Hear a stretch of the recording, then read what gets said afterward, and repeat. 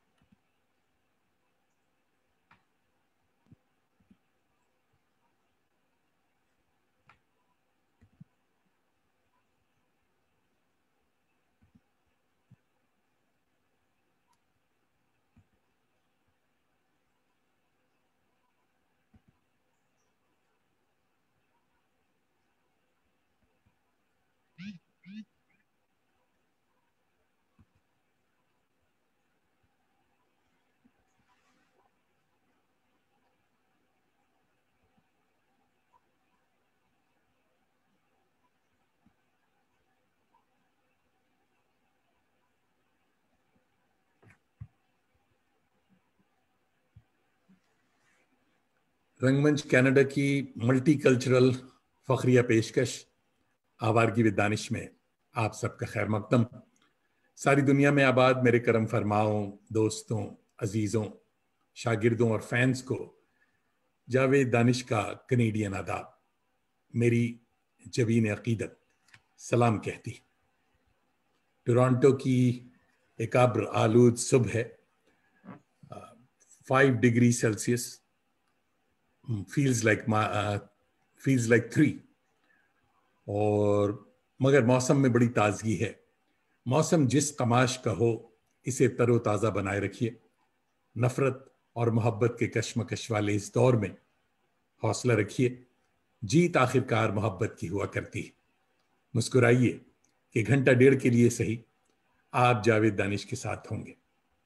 آج آپ کی ملاقات ایک منفرد لب و لہجے کی شاعرہ سے ہوگی، جنہیں پریسیڈینشل تمغہ امتیاز سے 2016 میں سرفراز کیا گیا تھا۔ شعری سرمایہ جتنا پر اثر، اسی قدر نثر پر قدرت رکھتی ہیں۔ محترمہ سیدہ انیس فاطمہ کو اردو دنیا فاطمہ حسن کے نام سے جانتی۔ تراجم پر جتنی دسترس، فیمنزم پر بڑی گہری نظر رکھتی ہیں، اور ان کی کتاب فیمنزم اور ہم کو صاحب نظر بولڈ اینڈ بیوٹیفل کہتے ہیں۔ درجن بھر کتابوں کے سمیت آئیے ان کا استقبال ان کے ہی ایک خوبصورت شعر سے کرتے ہیں۔ پوری نہ ادھوری ہوں، نہ کمتر ہوں نہ برتر، انسان ہوں انسان کے معیار میں دیکھیں۔ ویلکم ٹو آوارگی ود دانش، محترمہ فاطمہ حسن صاحبہ، آداب۔ آداب، سلامت رہیں۔ اللہ کا فضل ہے، کرم ہے مولا کا، بالکل خیریت سے ہوں۔ بڑی منت مرادوں کے بعد آپ بڑی منت مرادوں کے بعد ہاتھ آئی ہیں، آپ کی مصروفیت اور پھر جی تو پروگرام جو ہم شروع کرتے ہیں ایک بہت ہی فارمولا سا سوال سب مہمانوں سے، سب دوستوں سے پوچھتے ہیں، اس سے ایک ڈیٹا بھی تیار ہو رہا ہے یہ کووڈ-19 کے حوالے سے، کہ یہ جو بلا وبا گلا کووڈ-19 ہے، یہ آپ کے لیے کیا رحمت ہے یا زحمت؟ شروع میں تو رحمت لگا کہ ہم گھر میں بیٹھ گئے، اور میں نے بڑی ایک اس وقت جو نظم لکھی تھی اس میں یہ میسج دیا تھا کہ یہ بھی غنیمت ہے کہ ہم اپنے گھر میں بیٹھے ہیں اور بہت سے دیگر خطروں سے محفوظ ہیں، اور آخری لائن یہ تھی کہ ہم اپنی طبعی موت اپنے بستر پہ مریں گے۔ ہاں یہ نظم سنیں گے، بڑی اچھی نظم ہے پڑھی۔ ہاں یہ نظم ابھی سنتے ہیں تو مگر پھر زحمت کہاں ہوئی؟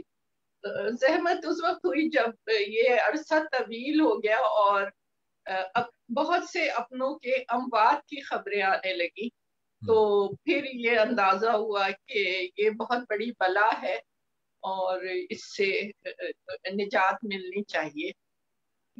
جب گھر میں بیٹھے تھے اس وقت تو اچھا لگا، لیکن بعد میں پرولونگ کر گئی، بہت بڑی ٹریجڈی بن گئی، بہت بڑی ٹریجڈی بن گئی اور بنی ہوئی ہے اب تک۔ جی ہاں جی ہاں اچھا صاحب، جیسے یہ پروگرام شروع ہوتا ہے آپ سے باتیں ہم کر رہے ہیں، مگر فیس بک لائیو پر بھی یہ آ رہا ہے اور دوستوں نے جمع ہونا شروع کر دیا ہے۔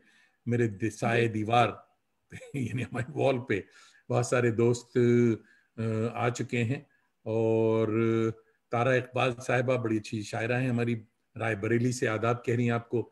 خالد مبشر بھائی ایسوسیٹ پروفیسر ہیں جامعہ ملیہ اسلامیہ دلی سے آداب کہہ رہے ہیں.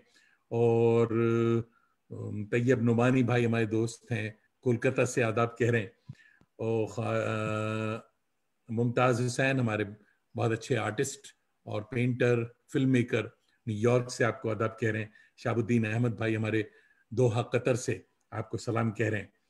تو کافی محمد ایم خان دلی سے میرے خیال میں آپ کو سلام کہہ رہے ہیں.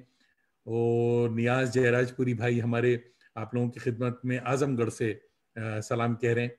تو دوستوں آپ جمے رہیں، ہم بات چیت شروع کر رہے ہیں. تو بہت ہی عجیب عجیب باتیں یہ نوٹڈ ہوئی، یہ جمع ہوئی ہیں کہ صاحب اس کی ایک الگ کتاب بنائی جا سکتی ہے کہ کووڈ نے کن کن آرٹسٹوں کو، رائٹروں کو کیا کیا اور کیا. جو اس سے سب سے زیادہ جو افسوسناک ہوئی ہے کہ اس دوران بہت سارے ہمارے اچھے اچھے رائٹر، ابھی کل ہی میرے خیال میں معینہ حسین صاحبہ، اللہ ان کے حسینہ درجات، جی وہ حسینہ کووڈ میں انتقال ہوا. نہیں وہ ان کووڈ کا سے تو نہیں. وہ میری دوست، ہاں ہاں ابھی ہاں وہ مگر کووڈ وہ میں بھی نہیں، وہ ہاں کافی عرصے سے علیل تھی. علیل بھی اور تھی. ہاں ہاں جی ہاں تو وہ ہمارے آرٹس کونسل کی وائس پریسیڈنٹ بھی اور میری سہیلی بھی، اور ان سے ہاں ملاقات ہوتی رہتی تھی. اور ابھی چند روز پہلے انہوں نے بہت بخیر و عافیت انہوں نے کووڈ کا ٹیکا بھی لگایا تھا جو میں نے بھی لگوایا ہے. اچھا اچھا ہاں لیکن اور وہ وقت آ گیا لاہور یہ. جانے کی، ابھی وہ آئی تھی ناردرن ایریا سے مری وغیرہ سے، اور ابھی لاہور جانے کی تیاری کر رہی تھی. لیکن وہ ایک عرصے سے بیماری بھی جھیل رہی تھی، تو ان کا کووڈ سے انتقال نہیں ہوا ہے. مگر ان کا جانا بہت افسوسناک ہے اور بہت بڑا نقصان ہے، کیونکہ وہ اپنی طرز کی لکھنے والی تھی. اور جو بالکل ان کا پورا ڈرامے بھی رویہ تھا زندگی میں، بہت محبتوں اور شفقتوں بھری، اور ہاں میری ہر ایک ملاقات ہے، سے میں مل چکا ان سے. محبت. جی جی ملاقات جی میری ہاں ہوئی. جی ہاں تو جی. سب اور بھی اور بہت سے دوست آپ جمع کو ہو رہے ایک ہیں. اور بات بتاؤ کہ پرسوں یہاں بڑی اچھی بات ہوئی جس پر میں اسلام آباد گئی ہوئی تھی. پرسوں میں بہت خوش تھی کہ ہمارے بہت نامور لکھنے والے کو بالکل صحیح جو ڈیزرو کرتے ہیں، اسد محمد خان ہمارے افسانہ جی ہاں نگار بہت بڑے جی ہاں جی اردو دنیا کے، ان کو کمال فن ایوارڈ کا اعلان ہوا ہوا ہے. اچھا گڈ، اکیڈمی ادبیات سے، اکیڈمی ادبیات سے. اور بہت کی اچھی خبر. جیوری میں وہاں اسی کے لیے گئی تھی فیصلے کے لیے. بہت خوش تھی. اور کل صبح یہ ایک افسوسناک خبر آئی. تو بہرحال اس طرح کی دو یہی لہریں زندگی ہے. زندگی میں جی چلتی یہی رہتی ہیں. جی جی. نادیہ اسلم صاحبہ دیکھ رہی ہیں، آپ کو آداب کہہ رہی ہیں. اور کچھ نئے دوست بھی آئے، کامران ندیم بھائی دیکھ رہے ہیں، وہ آداب کہہ رہے ہیں. سلیم محی الدین بھائی آداب کہہ رہے ہیں. اور آستے آستے جیسے جیسے پروگرام ہوگا لوگ جڑتے سب جائیں گے کو ہم لوگوں کے میری طرف سے، سبوں ان کا. سب کو میری طرف سے آداب اور تسلیمات.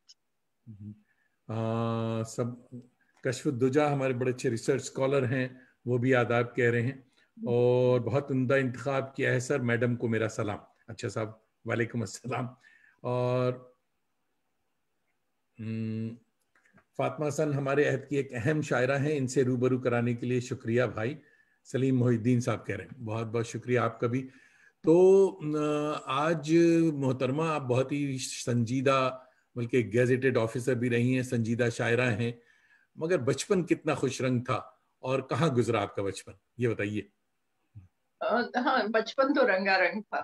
وہ یوں کہ پیدا میں کراچی میں ہوئی تھی، اور کراچی میں ملیر کینٹ میں جہاں برسات ہو تو بیر بہوٹیاں نکل آتی تھی، اور جھاڑیاں تھی جن میں سرخ سرخ بیریاں ہوتی تھی، اور پرانے کوارٹرز تھے جن میں ہرے رنگ کی جعفری اور لال کھپریل کی چھتیں ہوتی تھیں.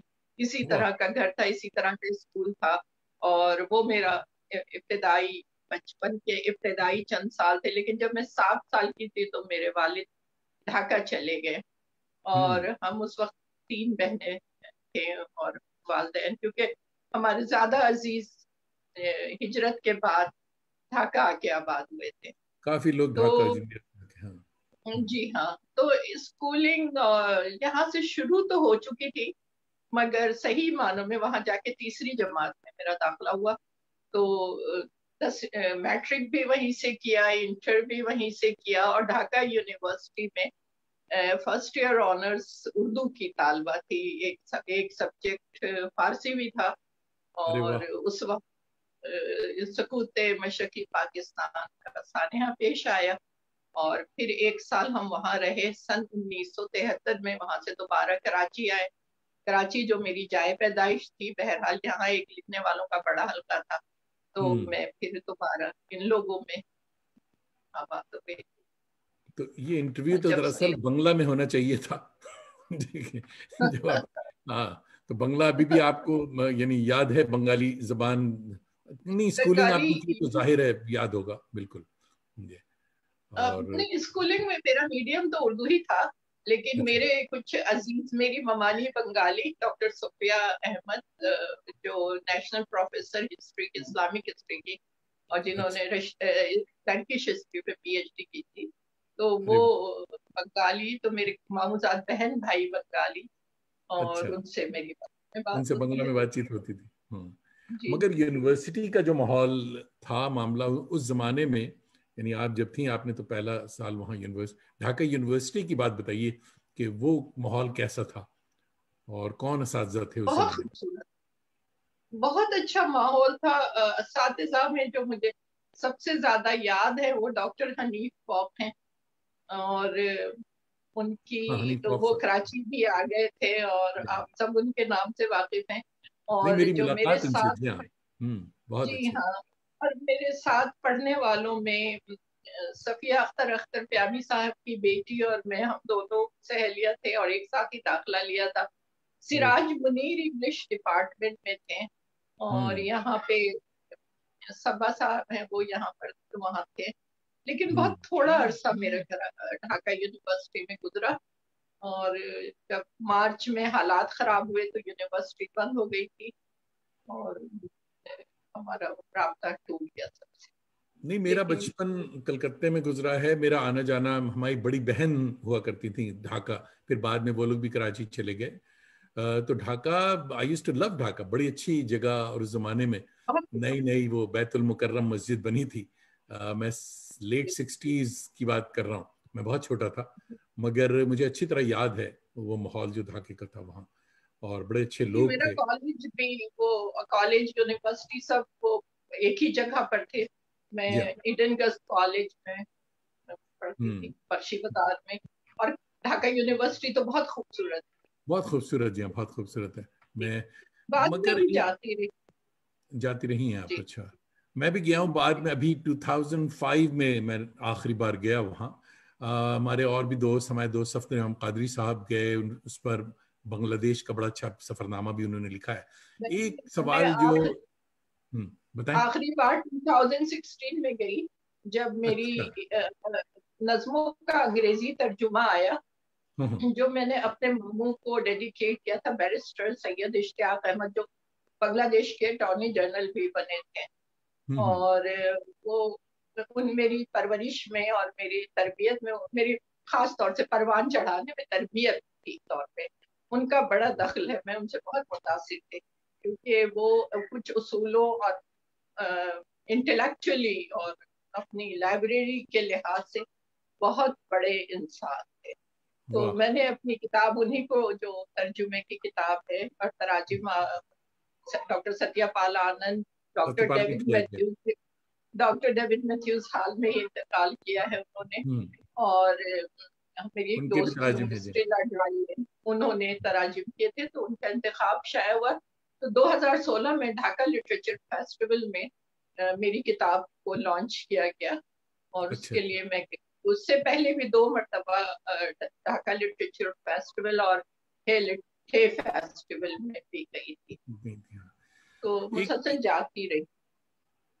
एक आप, अब का जो ढाका यूनिवर्सिटी में अब जो उर्दू डिपार्टमेंट है, वहाँ भी काफ़ी प्रोफेसर्स दोस्त हैं हमारे, और उनसे राब्ता है। مگر ایک بات جو انڈیا کے خاص طور پہ لوگوں کو کھٹک رہی ہے، دوستوں کو، اور یہاں بھی کچھ لوگ کہتے ہیں کہ ڈھاکہ یونیورسٹی میں جو پی ایچ ڈی کے پیپرز اب لکھے جا رہے ہیں تو بچوں کو، اسٹوڈنٹس کو یہ الاؤ ہے کہ وہ بنگلہ میں وہ پیپر لکھیں.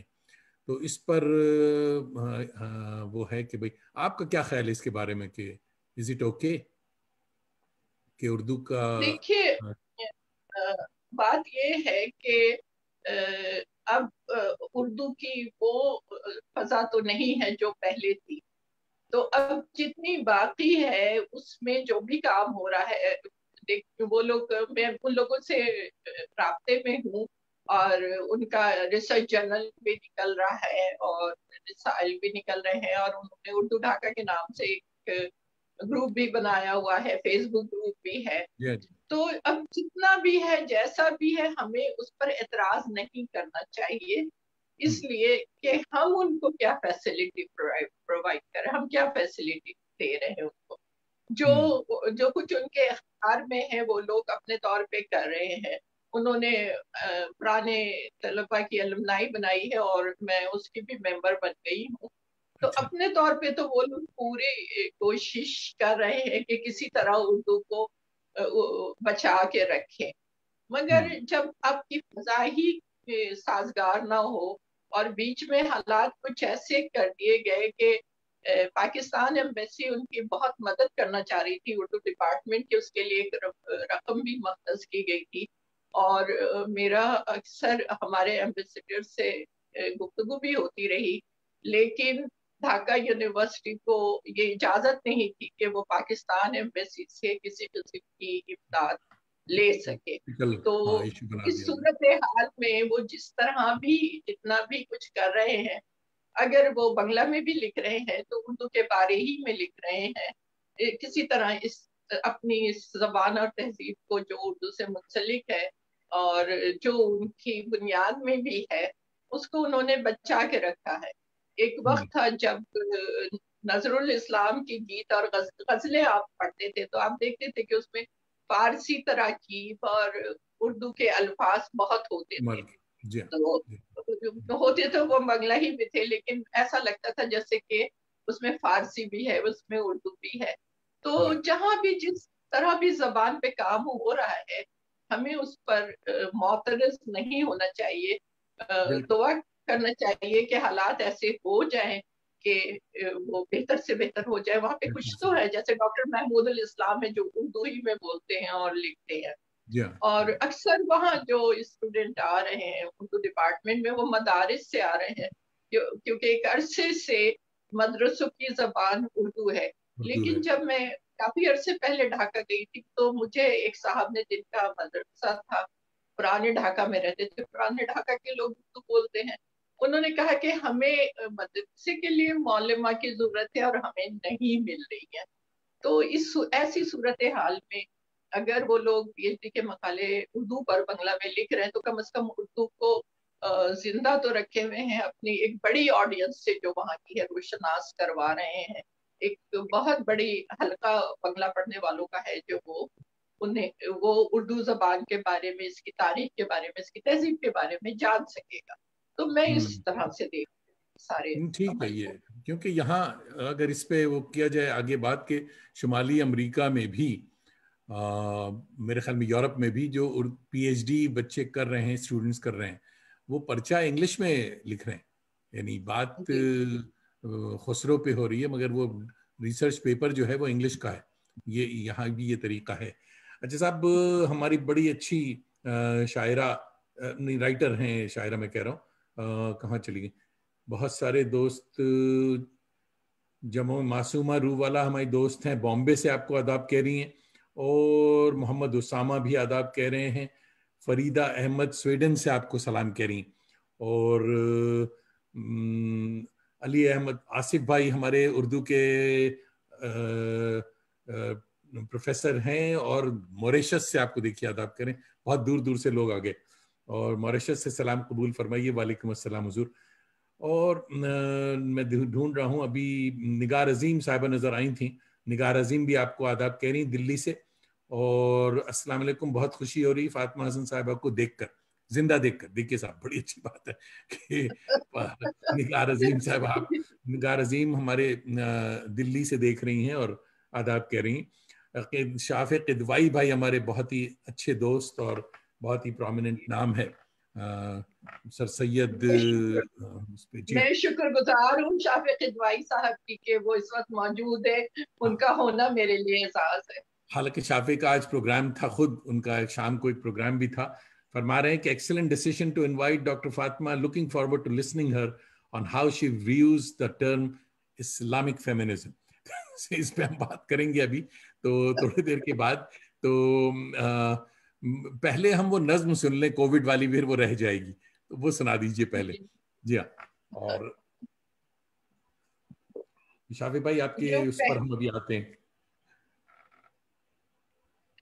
جو پہلی نظم کووڈ پر لکھی تھی اور ایک غزل بھی لکھی تھی، لیکن میں چونکہ اس نظم کا تذکرہ ہے تو میں وہی پڑھوں گی کہ اب ہم محفوظ ہیں.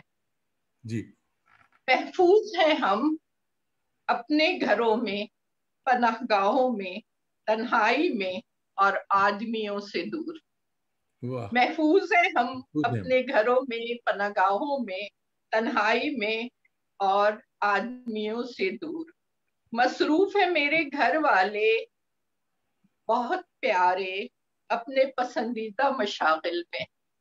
مصروف ہے میرے گھر والے بہت پیارے اپنے پسندیدہ مشاغل میں. محفوظ ہے میرے بچے اس آدمی سے جو ان کی زندگی کی قیمت پر لے گیا تھا میرے گھر کا قیمتی سامان، میرے قلم اور ان کے کھلونے. سینچ رہی ہوں میں کیاریوں میں پودے، دیکھتی ہوں کھلتے ہوئے پھولوں، اڑتی تتلیوں کے رنگ. سنتی ہوں پرندوں کی آوازیں، پتوں کی سرسراہٹ. سنتی ہوں پرندوں کی آوازیں، پتوں کی سرسراہٹ. شور نہیں سر پر ان طیاروں کا، شور نہیں سر پر ان طیاروں کا، لاتے ہیں جو ہتھیار جراثیم اور غربت کے اسباب.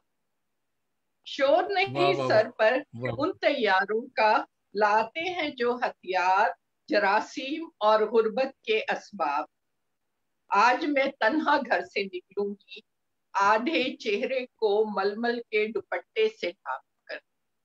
آج میں تنہا گھر سے نکلوں گی آدھے چہرے کو ململ کے دوپٹے سے ڈھانپ کر، ہاتھوں پر دستانے چڑھا کر، جو اس دن بھی تھے جب ایک آدمی نے میرا موبائل فون چھینا تھا.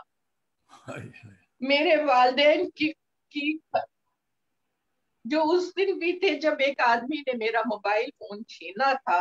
میرے والدین کی قبروں کے نمبر، بچوں کی تاریخ پیدائش، عزیزوں کے رابطے سب چھن گئے میرے ہاتھ سے.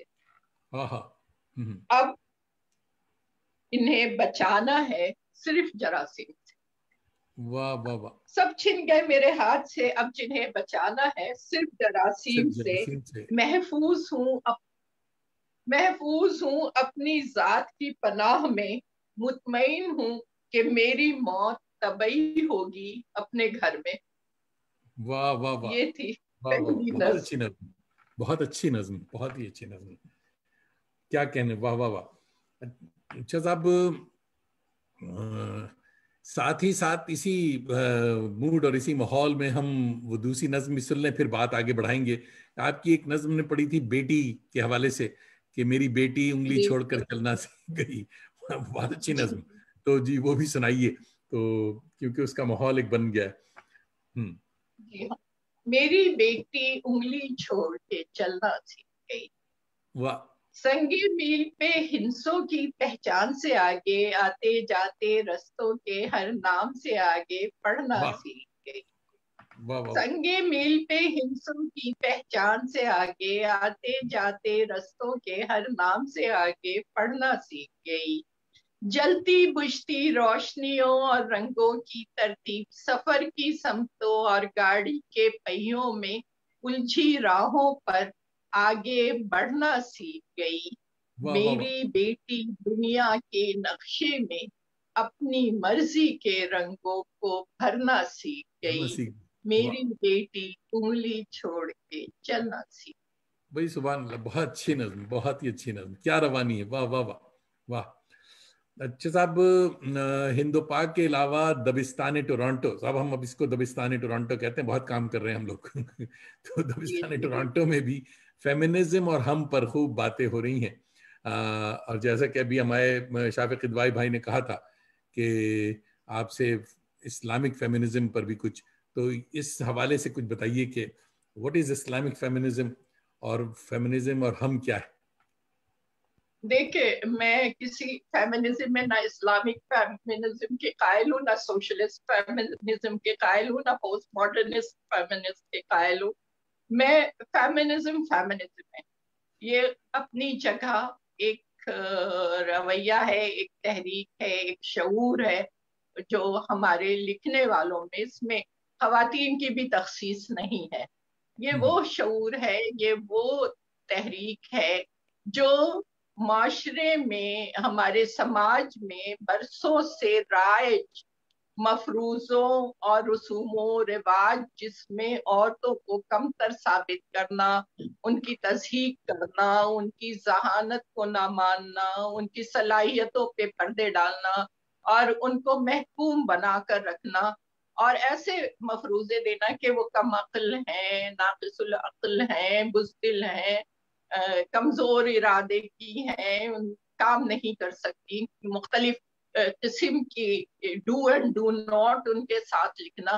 یہ اس کو جو لوگ بھی رد کرتے ہیں، خواہ وہ مرد ہو، خواہ وہ عورت ہو، خواہ وہ اسلام سے تعلق رکھتے ہوں، کسی اور مذہب سے تعلق رکھتے ہیں، نظریاتی طور پہ اور سیاسی طور پہ وہ ان کی جو بھی خیالات ہوں، لیکن اگر وہ عورت کو برابر کا مقام دیتے ہیں اور یہ سمجھتے ہیں کہ اس کے کاندھے کے اوپر سر بھی ہے، اور ایسا سر ہے جو سوچ بھی سکتا ہے، اس کے پاس وہ صلاحیتیں ہیں کہ وہ ایک پارٹنر کی طرح ان کے ساتھ کام کر سکتی ہے، اور اس کا مذاق اڑانے کا رویہ، اب دیکھیے ساری گالیاں، سارے لطائف عورتوں سے منسوخ کیے گئے ہیں، کتنے مفروضے قائم ہیں اس کے لیے، فساد کی جڑ ہے۔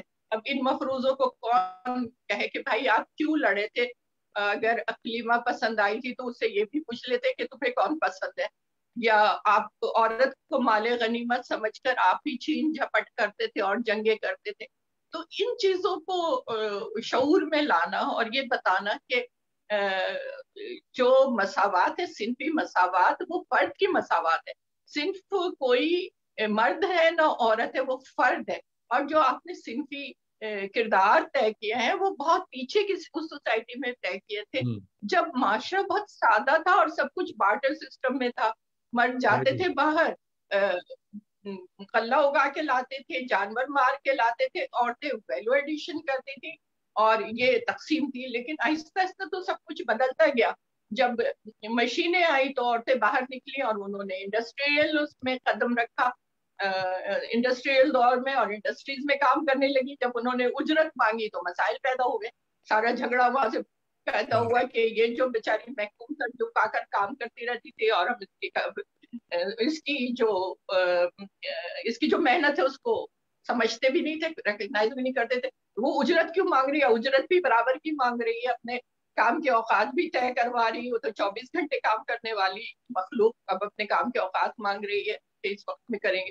تب جا کے جھگڑا شروع ہوا، جب یہ جھگڑا شروع ہوا اور اب مارکیٹ اکنامی آ گئی ہے، اس میں تو ہر فرد برابر ہو گیا جس کے پاس صلاحیت ہے۔ اس میں ہمارے لڑکوں کو بھی بہت نقصان ہوا ہے یہ کانشیسنس نہیں ہونے سے کہ وہ کتنے مسائل سے دوچار ہو رہے ہیں۔ اگر وہ اپنی بہن یا بیوی سے کسی وجہ سے کم آمدنی لے کر گھر میں آتے ہیں تو ان کو تانے ملتے، حالانکہ اس میں تانے کی کوئی وجہ نہیں ہے، جس کی جتنی صلاحیتیں ہیں اتنے پیسے ملیں گے، اور جس کو جو موقع ملے، اگر وہ عورت باہر نکل لگی تو مرد کو چاہیے کہ وہ اس کے اپنے گھر میں اپنے بچوں پر توجہ دے دے۔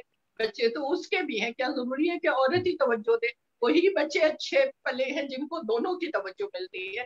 لیکن ہمارے ہاں باپ کے کردار کو بہت حاکمیت والا بنا کے رکھا گیا ہے، کیونکہ یہ مفروضے شروع سے اس کے ذہن میں بٹھائے جاتے ہیں اور کہا جاتا ہے کہ عورت کو دبا کے رکھنا ہے۔ بھائی دبا کے کیوں رکھنا ہے؟ آپ اس سے محبت سے پیار سے اور اپنے برابر کی مخلوق سمجھ کر اس کے ساتھ اپنا رویہ رکھیں.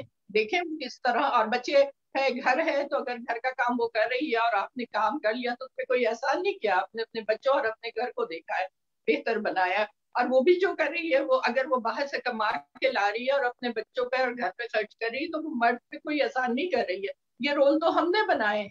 یہ تو اگر دونوں پارٹنر ہیں تو انہیں اپنے خاندان پر برابر کی توجہ دینی چاہیے. سارے سوشل جو سماجی رشتے ہیں وہ عورت پر نہیں لاد دینے چاہیے. تو یہ میرا کہنا ہے. اور کوئی اسلامک فیمنسٹ نہیں ہے، کوئی سوشلسٹ فیمنسٹ نہیں ہے جسے بھی یہ کانشیسنس ہے کہ ہمیں صنفی مساوات پر عمل کرنا ہے، اور اس سلسلے میں محتاط رہنا ہے کہ غیر شعوری طور پر ہم کوئی ایسا کام تو نہیں کر رہے ہیں جو ہماری صنفی عدم مساوات اور عدم توازن کی وجہ بن رہا ہے. میں اس کی وجہ ایک بہت اچھی مثال میں بتاؤں اپنے پریکٹیکل. ایک ورک شاپ ہو رہا تھا جینڈر پہ، تو اس میں ایک لڑکا تھا. اس نے کہا کہ آج جب میں گھر گیا، جب میں نے ورک شاپ اٹینڈ کیا اور میں آج گھر گیا، تو میں نے اپنی سوتی ہوئی بہن کو نہیں اٹھایا، کیونکہ میں کانشیس ہو گیا تھا کہ یہ بھی تو میری طرح کی انسان ہے، سو رہی ہے، اور مجھے کرنا کیا ہے، ایک پلیٹ میں کھانا ڈال کے مائکرو ویو میں رکھنا ہے. میں نے وہی کیا کہ اپنا کھانا خود گرم کر لیا اور کھا لیا. صبح جب بہن اٹھی تو وہ رونے لگی کہ تم نے کیا تم مجھ سے ناراض ہو. تو اب یہ دیکھیے کہ یہ چیز اس نوجوان کے ذہن میں آئی جب اس نے ورک شاپ اٹینڈ کیا کہ بہن بھی جیسی اور سو رہی ہے، تو اسے نیند سے اٹھائے بغیر بھی میں کھانا بہت آسانی سے کھا سکتا ہوں. تو اس طرح کے رویے ہیں جو ہمیں دیکھنے. یہی کچھ لکھنے میں بھی ہو رہا ہے کہ جب عورت کچھ لکھتی ہے تو اس کو عجیب عجیب مفہوم دیے جاتے ہیں. فہمیدہ کو یہی شکایت تھی کہ میری تحریر کو وہ مفہوم دیے گئے جو نہیں اس کے اندر تھے. اسی طرح زاہدہ حنا نے زبان کے زخم میں لکھا ہے کہ عورت کے ساتھ ایسے ایسے الفاظ لکھے گئے کہ جو ہمیں روحانی طور پہ زخمی کر دیتے ہیں. ایسے لطائف سنائے جاتے ہیں، ایسے جیسچر دیے جاتے ہیں کہ کچھ کہے بغیر بھی باڈی لینگویج ایسی ہوتی ہے کہ ہم ایک مرتبہ جھنجھلا جاتے ہیں اور دور ہو جاتے ہیں. تو یہ ساری چیزیں کانشیسنیس میں ہے، اور ہماری خواتین بھی اور جو مرد بھی ہیں، بہت سے ہمارے جو فیمنسٹ مرد ہیں وہ اس پر لکھنے ہیں. جی ہاں. اچھا صاحب، شمشاد اختر بھائی ہمارے سلام عرض کر رہے ہیں آپ کو لکھنؤ سے، اور فاروق انجینئر دوست ہیں ہمارے، شاعر صاحب ہیں جو کہ جے پور سے آپ کو آداب کہہ رہے ہیں. مشتاق احمد جن کا قلمی نام سائیں سچا ہے، وہ سویڈن سے آپ کو آداب کہہ رہے ہیں. اور عظمیٰ عرفان صاحبہ برامپٹن، ٹورانٹو کے پاس ہی شہر ہے برامپٹن، وہاں سے دیکھ رہی ہیں اور آپ کو آداب فرما رہی ہیں. کہہ رہی ہیں تو کافی دوست دیکھ رہے ہیں، باتیں ہماری بڑی اچھی چل رہی ہیں. اور ہمارے ویسٹ میں آپ کو بتاؤں کہ یہ جو فیمنزم کا فیز ہے، اس کے کئی فیزز آئے ہیں اور چلے گئے ہیں، آگے بڑھے ہیں لوگ اس سے. اور مگر مشرق میں ابھی بھی اس پہ آپ کو کیا لگتا ہے کہ ڈے ٹو ڈے لائف کے علاوہ بھی جو ادب ہے، تانیثیت پر جو کام ہوا ہے، تو کیا اس کو اس کا مقام مل رہا ہے؟ آپ کا کیا خیال؟ دیکھیے، ایک بات تو بالکل طے کرنے کلیئر ہو جانی چاہیے کہ ہر جگہ کا فیمنزم مختلف ہے. یعنی خود امریکہ میں، ویسٹ میں، اب امریکہ کی مثال لیجیے، جو بلیک ہیں ان کی خواتین، ان کے اور مسائل ہیں. جو لیٹن امریکن ہیں انہوں نے کسی اور طرح سے لکھا ہے.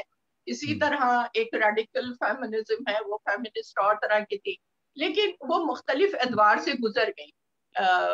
برٹن میں اس بات پہ زور دیا گیا کہ ریوائز اسٹڈی ہونا چاہیے کہ جو کچھ عورتوں کے بارے میں لکھا گیا ہے وہ کس طرح لکھا گیا ہے، اور اس میں کس طرح عورتوں کو. تو ان لوگوں نے یہ بات مانی کہ اب جو ہمارے ہیرو تھے وہ کم ہیرو نظر آ رہے ہیں، جو تحریر زیادہ مزاحیہ ہوتی تھی اب وہ کم مزاحیہ نظر آ رہی ہیں. تو یہ مختلف ادواریں اسے گزر کر، اور وہاں اب تو ساختیات کے طور پہ اور مختلف دیگر فلاسفیکل بحثوں کے ساتھ بڑی حد تک اس پر بات ہوئی. इसी तरह इंडिया में जो है, और खवातीन जो देहात की हैं या दलित औरतें हैं उनके, और जो मुस्लिम औरतें हैं, मसलन शाहबानो केस में आप देखिए कि जब तलाक पर और उनके खर्च, जो उनके रोजाना उनके अखराजात की बहस उठी, तो जो रवैया हुआ उस पे जाहिदा हिना ने बहुत खूबसूरत कहानी लिखी, जो जिसमें उस दुख को बयान किया जो जिससे वो औरतें गुजर जाती जिनको एक ऐसी उम्र में तलाक दी जाती है जब उनका कोई ठिकाना नहीं होता, और फिर उसको उनके ये कह के कि ये जायज नहीं है, उनके अखराजात भी उनको नहीं दे रहे हैं, तो वो कहाँ जाएंगी। तो ये इस तरह के मसाइल पर औरत मुतवज्जो हुई और उन्होंने खुलकर लिखा। बहिश्ती जेवर जो जहेज में दिया जाता था, आज बहिश्ती जेवर को सबसे ज्यादा एंटी फेमिनिज्म करार दिया जाता है और कोई इस पर बुरा नहीं कहता। एक जमाने में अगर हम ये कह देते थे कि बहिश्ती जेवर बहुत एंटी फेमिनिस्ट है तो लोग आग बबूला हो जाते थे, या फहमीदा रियाज का नाम और ईश्वर नाहिद का नाम ले लेते थे तो लोग पता नहीं उनको क्या समझते थे। हमने बताया कि फहमीदा रियाज ने अगर ये लिखा है कि जो उन्होंने उस जिस नज्म पर उनके बहुत एतराज किया मुकाबले हुस्न, तो वो तो एक रद्द अमल है कि आप हमारी पैमाइश क्यों कर रहे हैं, हमारे तो जिस्म के एक एक उज़ू की पैमाइश कर रहे हैं, एक एक उज़ू की पैमाइश करते हैं और एक एक उज़ू पे लिखते हैं। भरा हुआ है अदब हमारा बंदे कबा से और कबा और हमारे तशरीहात से उनके। लेकिन जब औरत कुछ इस तरह का लिख देती है तो उसको पता नहीं क्या क्या नाम देते हैं और उसको उसमें से बहुत सादा लफ्जों में से भी जम का पहलू निकाल लेते हैं। तो मीनिंग तो आप दे रहे हैं। एक बहुत अच्छी अमेरिकन राइटर है, उसने लिखा कि मैंने जब फेमिनिज्म पे गौर करना शुरू किया तो मैंने सोचा कि ये क्या है, तो मैंने कुछ सवालात बनाए और उनके जवाबात लिखे और आखिर में वो इस नतीजे पे पहुंची कि हम वो नहीं लिख रहे हैं जो आप समझ रहे हैं, जो हम लिख रहे हैं उसे उसी तरह समझिए जैसा हम लिख रहे हैं। तो ये हेल्प में अच्छा इस सिलसिले में मैंने पूरे अपना जो फेमिनिज्म है हम पाकिस्तानियों का या हिंदुस्तानी औरतों का या मेरी तरह की सोच रखने वाली का, तो मैंने पूरे एक गजल लिख दी है जिसमें पूरा फेमिनिस्ट लोग कहते हैं मंशूर आ गया है, क्योंकि हम सोचते रहते हैं ना तो वही कुछ लाशऊर में होता है। तो आप कहें तो मैं वो गजल सुना। इबलीस का अपनी मजलिस शुरा वाला वो नज्म ये नहीं सुनाइए। नहीं नहीं नहीं, वो तो इब्लीस की। हाँ वो ये नज्म गजल जो है थी। कि हाँ आंखों ये में न गजल सुना। जुल्फों में न रुखसार में हाँ देखे, जिसका एक शेर आपने पढ़ा था। हाँ हाँ गजल आंखों सुनाइए। में न जुल्फों में न रुखसार में देखे, मुझको मेरी दानिश मेरे अफकार में देखे। वाह। आंखों में न जुल्फों में न रुखसार में देखें, मुझको मेरी दानिश मेरे अफकार में देखे। औरत की दानिश को भी तो आप देखें उसके। जी जी।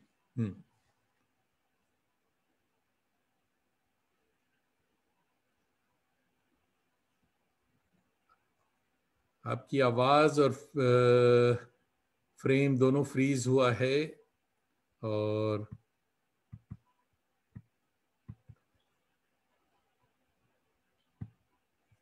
ज़मीन है जब लिखने पे आऊं, गुलदस्ते माने मेरे अशार में देखें।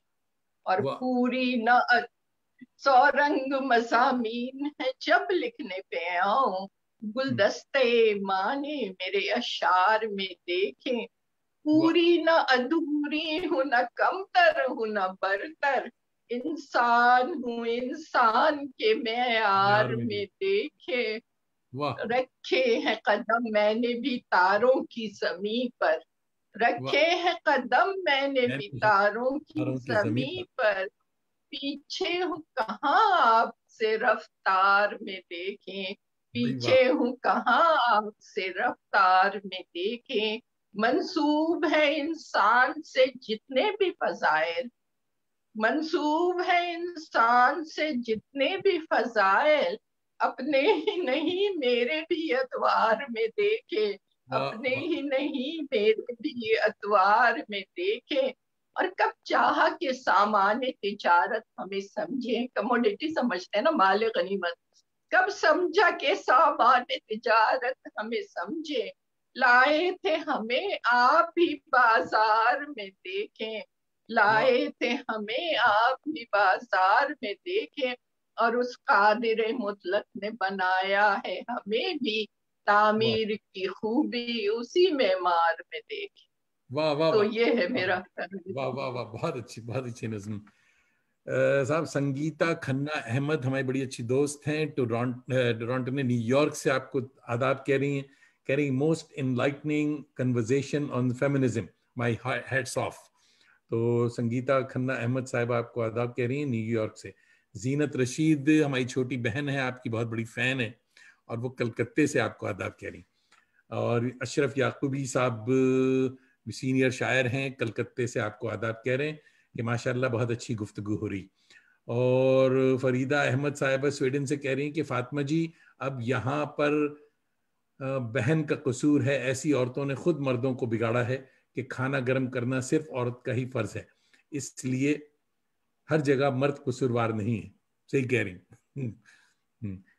اور اسی لیے ٹورانٹو میں لوگوں نے پیزا کھانا شروع کر دیا، کھانا گرم کرنے کی ضرورت نہیں صاحب. تو یہ مردوں کا جو معاملہ ہے، یہ بتائیے کہ کیا مردوں نے وومن ایشوز پر کھل کر لکھنا شروع کیا ہے؟ آپ کو کیا لگ رہا ہے اس تحریک کو مرد اب سپورٹ کر رہے ہیں؟ جی بالکل. دیکھیے آصف فروخی نے مسلسل یہ جو خاموشی کی آواز جو پہلی کتاب تھی فیمنسٹ کانشیسنس پہ، وہ میں نے آصف فروخی کے ساتھ مل کے مرتب کی. اور اس میں جو ہم لوگوں کی گفتگو ہے، اس میں ایک طرف میں فہمیدہ ریاض ہوں اور دوسرے ہمارے ساتھ ضمیر علی بطایونی جو بہت بڑے مفکر اور فلسفے کو ادب میں ڈھالنے والے وہ تھے، اور آصف فروخی. اور بہت اچھی گفتگو اس میں ہم لوگوں نے کی ہے. اسی طرح اس کتاب میں ابوالکلام قاسمی صاحب کا مضمون بھی ہے، پھر گوپی چند نارنگ صاحب اور شمس الرحمان فاروقی صاحب، اور ہمیں ہر حلقے سے جو معتبر لکھنے والے تھے. حد تو حد ہے کہ انتظار حسین صاحب ہماری کانفرنس میں آئے اور انہوں نے کہا کہ کون کہتا ہے اس وقت کوئی تحریک نہیں ہے، ایک تحریک ہے فیمنزم کی. جس طرح ترقی پسندوں نے سوشلسٹ فکر کو اجاگر کیا تھا، اسی طرح خواتین کی جد و جہد کو فیمنسٹ لکھنے والیاں مستحکم کر رہی ہیں. تو یہ انتظار حسین کا کہنا تھا. تو جتنے لوگ بھی سوچ رہے ہیں، سوچنے والا ذہن رکھتے ہیں اور مثبت فکر رکھتے ہیں اور روشن خیالی کو، یہاں پہ ڈاکٹر شاہ محمد مری ہیں بلوچستان میں، انہوں نے کئی کتابیں بلوچستان کا ادب اور خواتین میں نے ان کے ساتھ مرتب کی. اور ایک ہم نے وہاں پہ ہم پہلے ایک سیمینار کرواتے ہیں، پھر ان کے پیپر پہ مباحث اور مزید پیپر شامل کر کے کتاب. تو بلوچستان کا ادب اور خواتین، اور شاہ محمد اس ایک وقت تک کہ وہاں ایک لڑکی بھی کسی ادبی تقریب میں نہیں آتی تھی. انہوں نے سمو تحریک چلائی. سمو جو مست توقلی جو ان کے صوفی شاعر تھے اور بہت بڑا ان کا درجہ ہے، ان کی جو محبوبہ تھی وہ سمو تھی، اور وہ دنیا کو سمو کی رعیت کہتے تھے. اور انہوں نے سمو راج نام سے ایک بلوچستان کی خواتین کی تنظیم بنائی، اور آج بلوچستان میں لڑکیاں بہت اچھا ادب تخلیق کر رہی ہیں، اور ہر میدان میں آرٹ اور لٹریچر کے ہر شعبے میں وہ لوگ آگے ہیں. تو یہ ہے کہ فرق تو پڑا ہے اس بہت بڑا کام. بلوچستان والی چیزیں ہم نے پڑھی، وہ بہت ہی بڑا کام ہے. وہ جو پروجیکٹ آپ کا تھا تو وہ سب واقعی میرے خیال میں اس سے پہلے وہاں یہ چیزیں نہیں ہوئی تھی، اور جو اب ہوئی ہیں اور جو آپ بتا رہی ہیں اویئرنیس آئی ہے ساری چیزیں. تراجم کا بھی معاملہ بڑا زبردست ہے کہ صاحب ترجمے کے بارے میں آپ کچھ بتائیں کہ صاحب ترجمہ جو ہے وہ کیا ہے.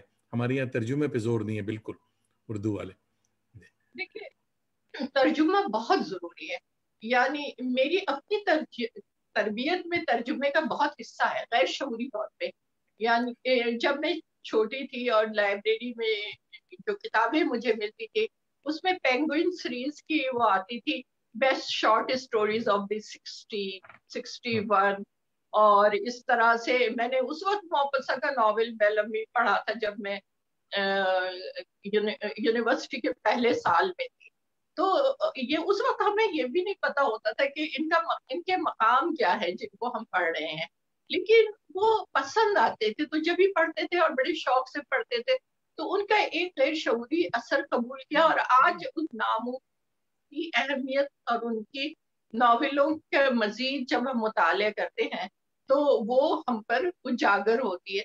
اسی طرح ساری دنیا کا ادب ہم ترجمے سے، ایک شخص کتنی زبانیں پڑھ سکتا ہے، 2 3، یعنی بولنے کے حد تک تو شاید 4 5 زبانیں بول لے، 7 زبانیں بھی بول لے اگر بہت صحیح ہے، لیکن پڑھنے کے لیے تو اس کو 1 2 زبانیں آئے گی، اور پڑھنا ہی نہیں ہوتا، پرسپشن ہوتا، اس کے پیچھے پہنچنا۔ ادب کو ادب کی تفہیم جو ہے وہ مشکل ہے جب تک کہ زبان پر، تو ایک اپنی زبان پر عبور ہونا چاہیے اور ایک اور زبان آنی چاہیے تاکہ پتہ چلے کہ دوسرے کیا لکھ رہے ہیں۔ تو وہ جو دوسری زبان ہے وہ انگریزی اس لحاظ سے اب تک برقرار رہی کہ انگریزی میں تراجم بہت ہے، انگریزی کو اسی وجہ سے سبقت حاصل رہی ہے۔ دوسرے انگریزی والوں نے لچک بہت رکھی، وہ اپنی ویبسٹر ڈکشنری میں نئے الفاظ داخل کرتے رہتے ہیں اور دوسری زبانوں کے الفاظ داخل کرتے رہتے ہیں، اس لیے عام فہم بھی رہی ہے انگریزی۔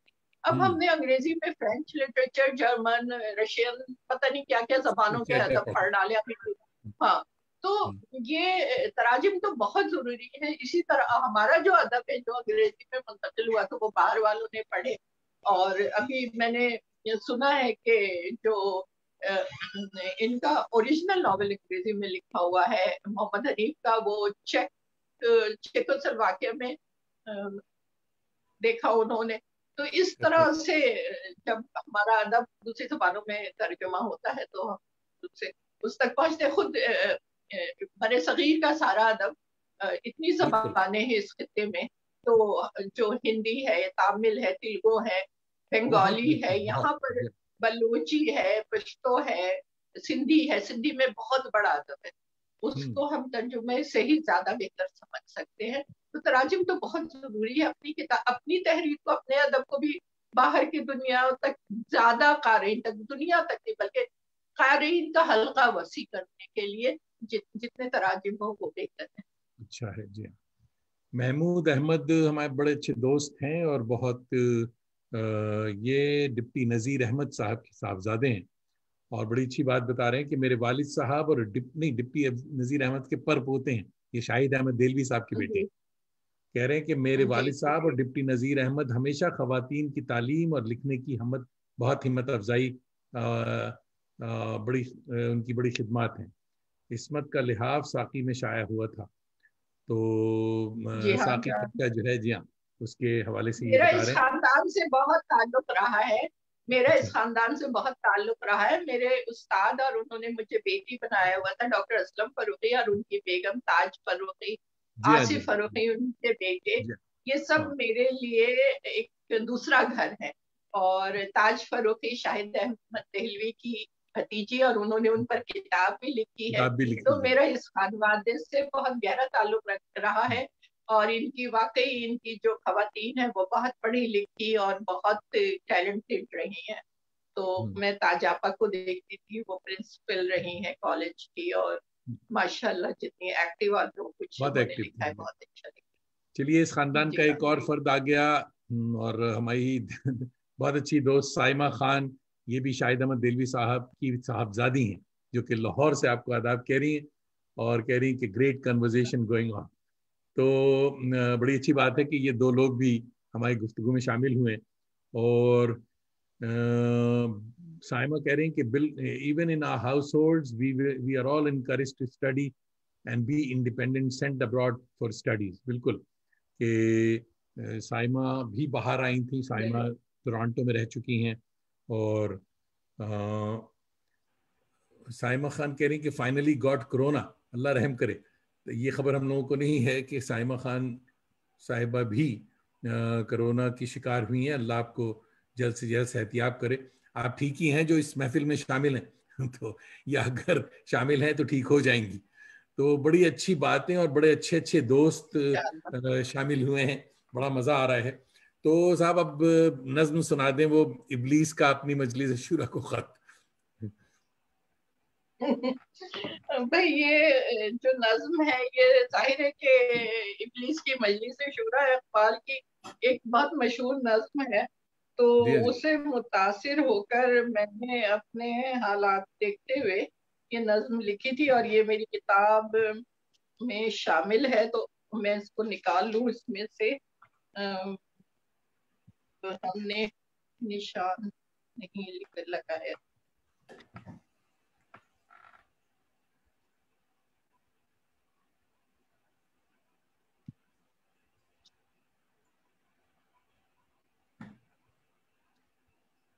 دیکھ رہی ہوں نظم کو، جب تک آپ کچھ اور لوگوں کے نام مجھے بتا دیجیے جو ہمارے اس وقت مشتاق احمد موجود ہے۔ بھائی سویڈن سے فرما رہے ہیں سائنس اچا کہ کاش عورت کے حسن پر لکھنے والے آئینے کے سامنے بیٹھ کر بھی کچھ لکھیں۔ چلیے صاحب،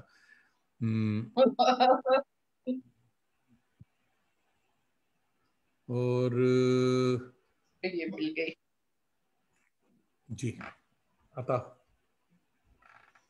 جی، مل گئی ہے۔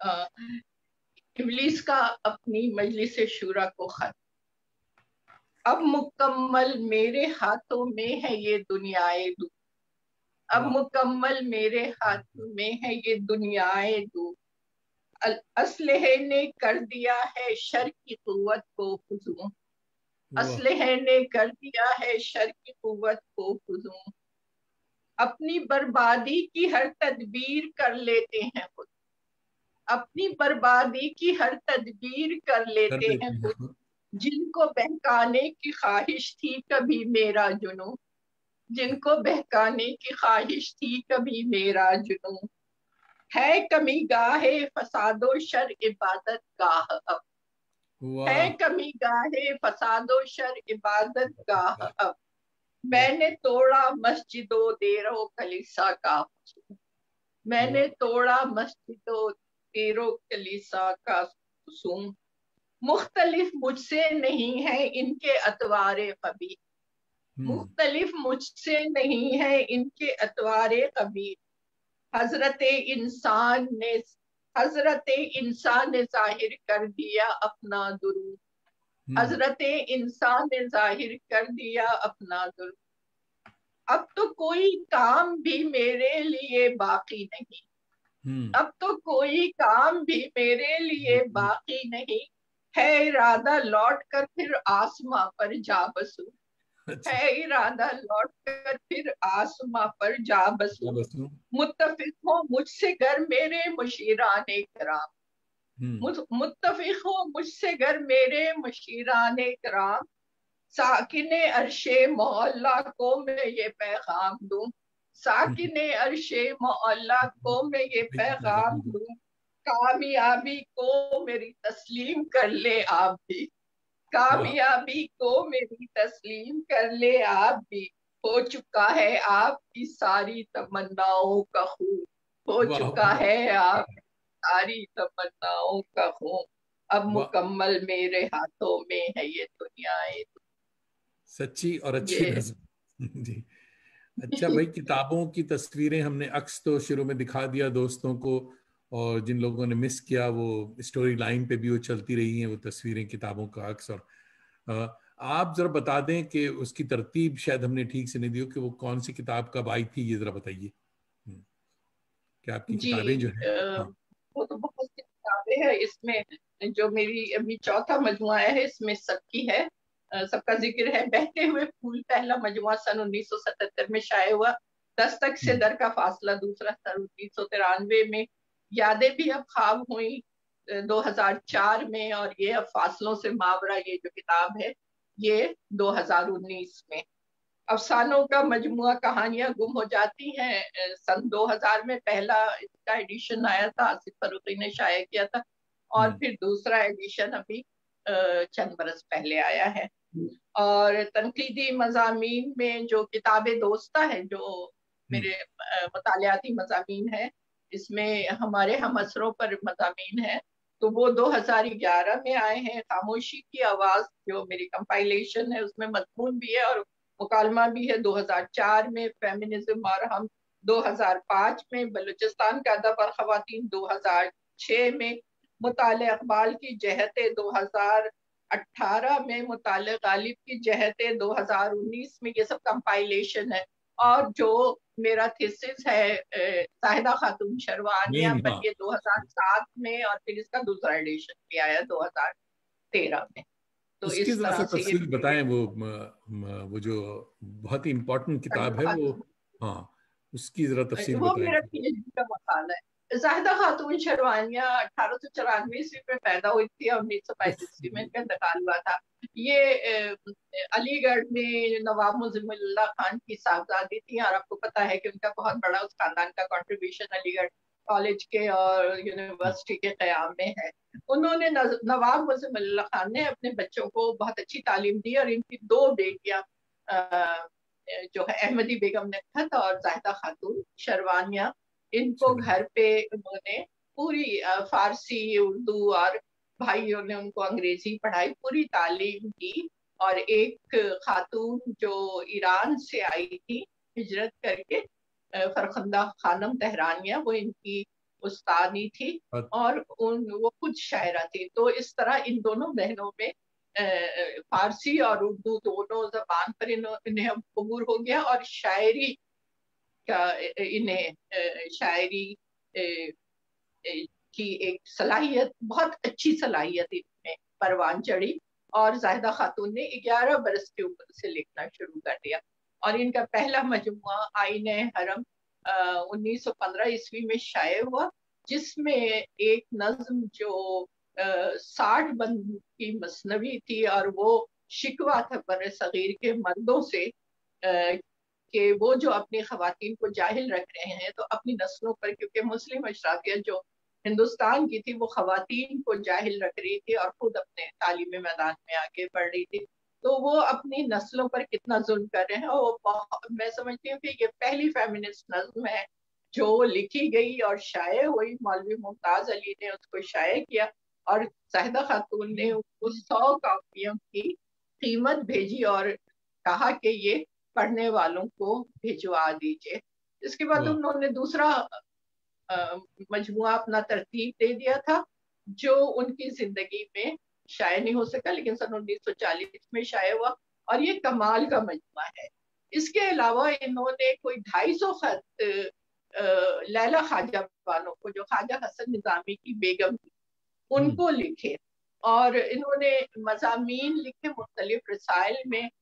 اس کے علاوہ وہ ایک افسانہ بھی لکھا، ڈائری بھی لکھی تھی اپنی. تو جب میں نے کام کرنا شروع کیا ان کے متعلق، اتنی معلومات مہیا ہوتی چلی گئی. آپ دیکھیے کہ 1922 میں ان کا انتقال ہو گیا، اور سن 2000 تک ان پر پی ایچ ڈی نہیں ہوئی تھی. میں نے پھر ان پر ریسرچ کرنی شروع کی اور سب کچھ حاصل کیا، جو کچھ میں جتنی معلومات میں علی گڑھ گئی، اور ان کی بھانجی سے جو نواسی تھی احمدی خاتون نکھت کی، احمدی بیگم نکھت کی، جو ان کی بہن کی نواسی تھی، ان سے ملی، اور انہوں نے مجھے بہت سا مواد دیا. علی گڑھ یونیورسٹی سے ملا کچھ، تو میں نے فرسٹ سورس سے ان پر ایک مقالہ لکھا، اور خدا کا شکر اسے بہت پسند کیا گیا، اور اس کے 2 ایڈیشن شائع ہو چکے ہیں. تو یہ ہے. اور زاہدہ خاتون کی اپنی زندگی ایسی تھی کہ وہ اتنی معلومات رکھتی تھی کہ وہ پہلی جنگ عظیم پر بھی لکھ رہی تھی. وہ موصل کی تیل نامی ان کی ایک نظم ہے جو عراق میں پہلی جنگ عظیم ہوئی ہے. اس کی وجہ یہ بتائی ہے کہ یہ جو مغربی قوتیں آئی ہیں یہ دراصل تیل کے کنووں پر آئی ہیں، اور آپ دیکھ رہے ہیں کہ آج تک عراق کی تباہی کا سبب وہ تیل کے کنووں پر لگتا ہے. تو اتنی انلائٹنڈ وہ تھی، اور ان کا بہت کم سنی میں انتقال ہو گیا. ٹریجڈی یہ تھی کہ وہ پردے میں رہتی تھی، اپنا نام بھی چھپاتی تھی، اور ان لوگوں سے بھی چھپنے کی تگدو کرتی تھی جو کھوج میں ہوتے تھے.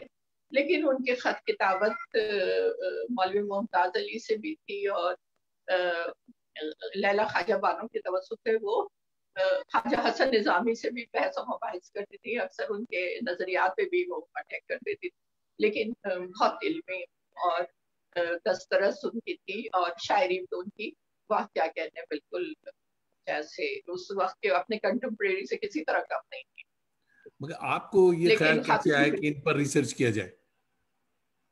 بات یہ ہے کہ مجھے شروع سے یہ خیال تھا کہ خواتین پر کام نہیں ہوا ہے، یہ کیسے ہو سکتا ہے کہ تاریخ ادب اردو میں عورت نہ ہو، اور یہ جو تنقید نگار ہیں اور موقف ہیں ان کا رویہ ہماری خواتین کے ساتھ جو ہے وہ بہت غیر منصفانہ ہے.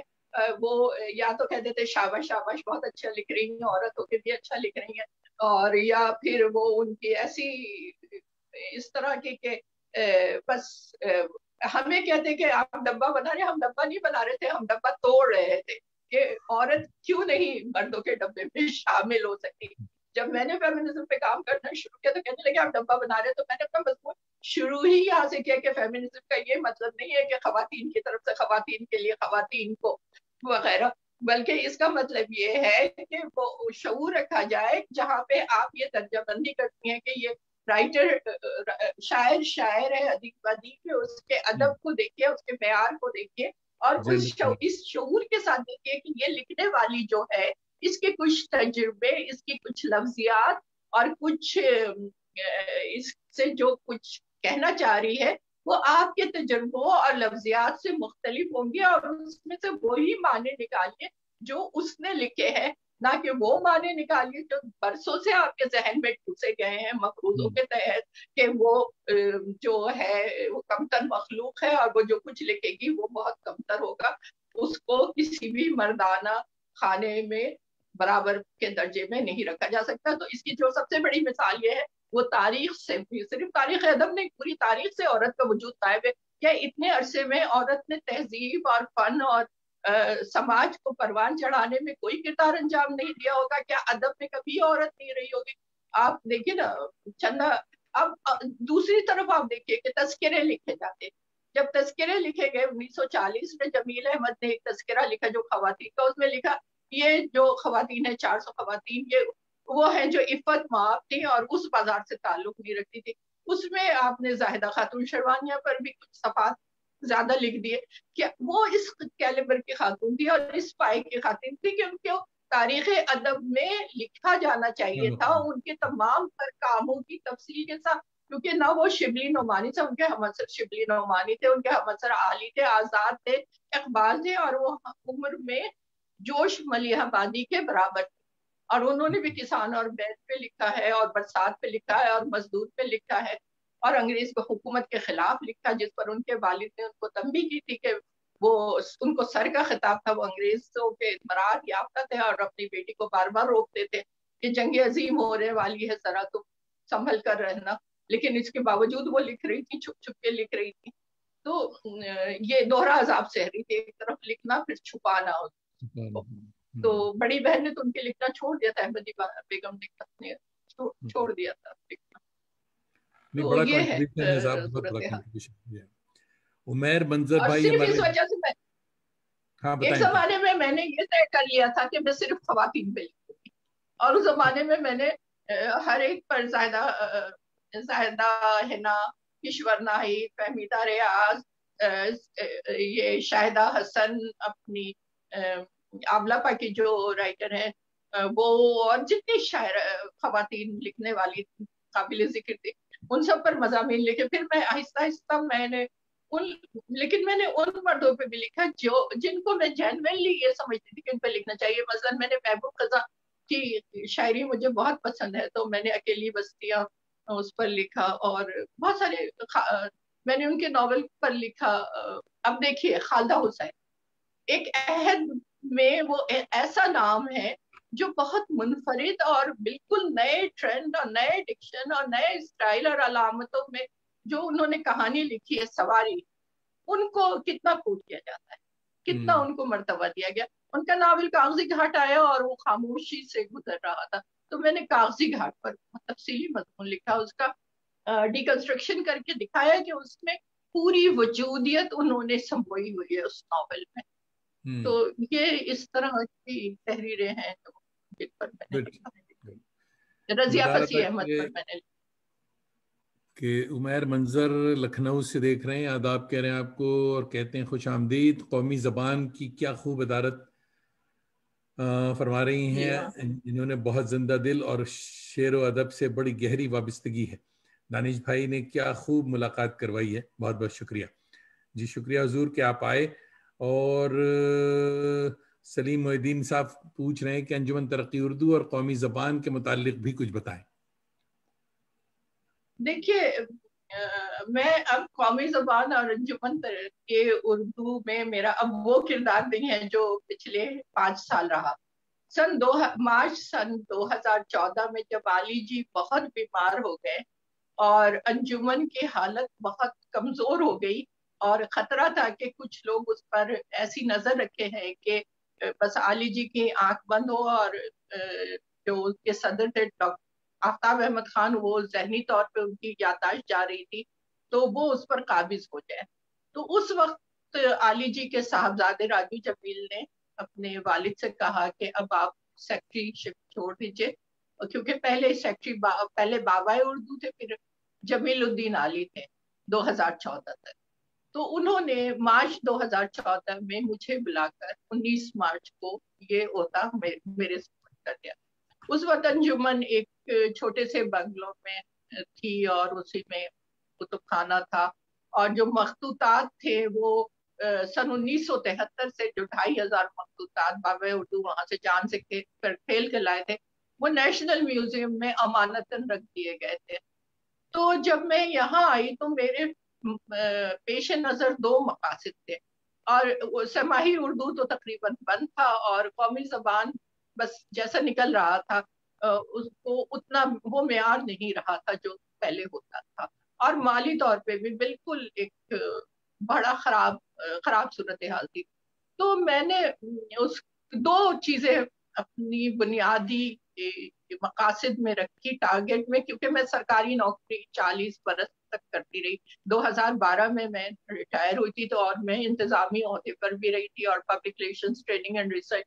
تو آپ سوچئے کہ ٹریننگ والوں کو کتنا پتا ہوتا ہے مینجمنٹ کا, کیونکہ مینجمنٹ کی ٹریننگ کرتی تھی. تو میں نے 2 ٹارگیٹ بنائے جو بڑے ٹارگیٹ تھے, وہ یہ کہ اس جو ایک زمین 5331 گز زمین علی جی نے خریدی ہوئی تھی اور ایک اشتہار چھپتا تھا کہ بابا اردو کا خواب اردو باغ بنانے میں مدد کریں, اور جو کچھ نہیں ہوا تھا اس پر عمارت بنانی ہے اسٹیٹ آف دی آرٹ. جیسے ایک اس انجمن کی شایان شان میں انڈیا میں بھی دیکھ کے آئی تھی کتنی اچھی عمارت ہے انجمن ترقی اردو ہند کی. اور دوسرا یہ کہ یہ جو مخطوطے 2500 رکھے ہیں, کل ہماری جنریشن بھی چلی جائے گی تو کسی کو یاد نہیں رہے گا کہ یہ کہاں ہے اور اس میں کیا ہے. تو یہ ان کو اس لوہے کی 9 الماریوں سے نکال کر اس کو ڈیجیٹائز کرنا ہے, ایک اچھی سی آرکائیو بنا کر اس میں لانا ہے. تو میں نے الحمدللہ میں نے یہ دونوں ٹارگٹ پورا کیا. صدر ممنون حسین بہت علم دوست اور بے حد نفیس علم و ادب سے اور خاص طور پہ اردو سے, ان کا دہلی کے خود وہاں کے آگرہ سے اور دہلی سے آئے تھے ہجرت کر کے ان کے والدین, تو وہ بہت علم دوست اردو دوست, انہوں نے بڑی مدد کی. اور ایک ہماری لغت بورڈ بھی تباہ ہو رہا تھا اور لغت 6 جلدیں 22 لغت میں سے ختم ہو چکی تھی, اس کو بھی بحال کرنے میں مدد کی. اور انہوں نے ایک رقم دی جس سے یہ عمارت تعمیر ہو سکی تھی, لیکن میں وہ رقم انجمن میں نہیں لائی انہی لوگوں کے ڈر سے کہ جو لوگ اس پر تاک لگائے بیٹھے تھے ان سے بھی مقدمہ لڑتی رہی, وہ بھی اس کوشش میں تھے کہ مجھے یہاں سے بھگائیں اور اس پر قابض ہو جائے. وہ ایک الگ ہے, اس سے مقدمہ چلتا رہا. اور ادھر یہ عمارت پہلے تو رقم روک دی گئی, پھر یہ ہوا کہ فاطمہ حسن ہے تو محفوظ رہے گی. تو میں نے کہا آپ اس کو براہ راست جو ہمارے کنسلٹینٹ تھے جو سرکاری بلڈنگ بناتے ہیں نیسپاک, ان کو براہ راست بھیج دیجیے. تو نیسپاک فاؤنڈیشن کو بھی کی گئی اور اس سے اردو باغ بنا. اور 26 جنوری 2018 کو اس عمارت کا اس وقت کے صدر ممنون حسین نے افتتاح کیا.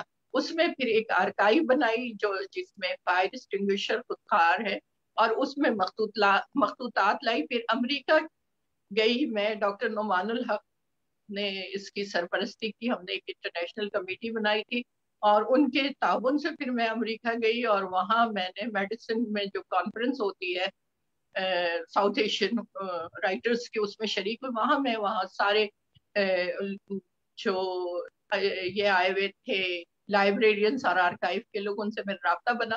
تو 2 آرگنائزیشن وہاں سے، ایک روشن institute of Persian language and manuscripts اور ایک ہل میوزیم آف مینuscripts ہے، جو ساری دنیا کے مینuscripts کو محفوظ کر رہے ہیں ڈیجیٹائز کر کے.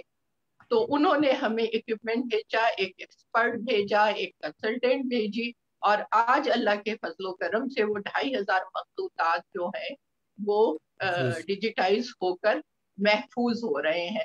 تو یہ میرا 2 ٹارگیٹ. اس بیچ چونکہ مجھے تجربہ تھا ایڈیٹنگ کا، میں جب انفارمیشن ڈپارٹمنٹ میں تھی تو میں نے رسالہ اظہار ایڈٹ کیا تھا، اور مستقل میں ایڈیٹنگ میں میرا شعبہ ہی ہے پبلک ریلیشنز. میں نے ماس کمیونیکیشن میں پی ایچ ڈی کی ہے. تو میں نے وہ رسالے کی بھی ایک شکل نکالی. اس کے بعد یہ جو بابا اردو نے جو اردو سماہی نکالتے تھے، اس کو HSC سے ریکگنائز کروا کے ریسرچ جرنل کی شکل دی. رؤوف پاریکھ اور رخسانہ صبا میرے ساتھ تھیں. تو اس طرح اس ادارے کو، اور سندھ گورنمنٹ نے میری بہت مدد کی. جو مالی پریشانیاں تھی وہ ان کے تعاون سے. پھر جب ہم اس بلڈنگ میں شفٹ ہوئے تو پرانی بلڈنگ میں نے بیچنے نہیں دی. اس پر بھی میں نے بہت سے مقدمے لڑے. ابھی بھی مجھ پر 2-4 مقدمے چل رہے ہیں میں ان کے ساتھ جو اس وقت. لیکن 2019 میں نے سوچا کہ میرے 5 سال ہو گئے ہیں، تو اگر میں بھی الیکشن کرا کے الگ نہیں ہوئی تو یہ جو روایت جمہوری ہے، ایک الیکشن پہلے کروایا، پھر یہ دوسرا الیکشن کرایا، اور ایک نئی ٹیم کو جس میں واجد جواد صاحب صدر ہیں، زاہدہ حنا سیکرٹری ہیں، اور عابد رضوی خازن ہے، ایک نئی ٹیم کو یہ ادارہ سونپ دیا ہے. وہ لوگ کام کر رہے ہیں. میں اس کی گورننگ باڈی میں ہوں.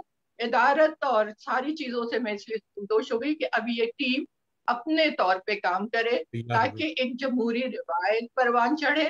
گھر میں بیٹھی ہوئی تھی تو مجھے احمد شاہ کا فون آیا، جو آرٹس کونسل کے بہت فعال صدر ہیں، جنہوں نے آرٹس کونسل کو زمین سے اٹھا کے آسمان پہ پہنچا دیا. کراچی آرٹس کونسل کو آپ جانتے ہیں، سب جانتے ہیں ان کے نام سے. انہوں نے کہا کہ ہماری لائبریری اور آرکائیو بنا دیجئے.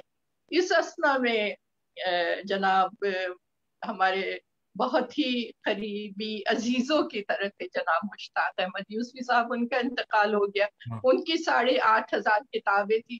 میں نے کہا کہ جب احمد شاہ کہہ رہے ہیں ہم دونوں ان کے ممدوح ہیں، تو ہم یہ اس لائبریری میں ان کو بھی محفوظ کریں گے. اور اس لائبریری کا نام جو آرٹس کونسل کے بانیوں میں سے ابتدائی لوگوں میں سے تھے، جوش ملی آبادی کے نام پر جوش ملی آبادی لائبریری اینڈ آرکائیو رکھا ہے.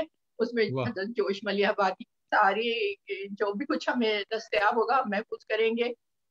مشتاق احمد یوسفی کے 8,500 کتابیں وہاں، اور کچھ چیزیں ان کی، اور فہمیدہ ریاض کی کچھ امانتیں میرے پاس ہیں وہ. تو اس طرح ہم گوشے بناتے جائیں گے. ابھی جناب جو پروفیسر ممتاز حسین ہے، ان کی بیٹی نے کہا ہے کہ ان کی کتابیں بھی وہ ہمیں دے دے گی.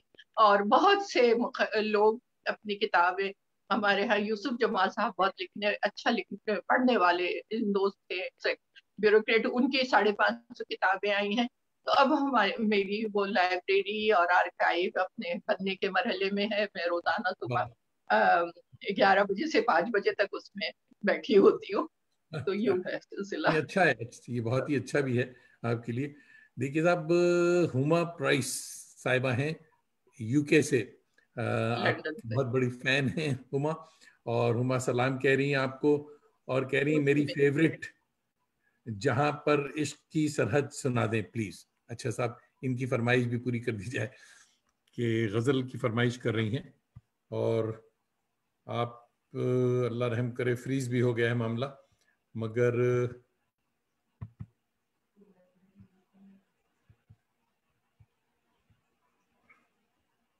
ہما صاحبہ کیسی فرمائش کی آپ نے کہ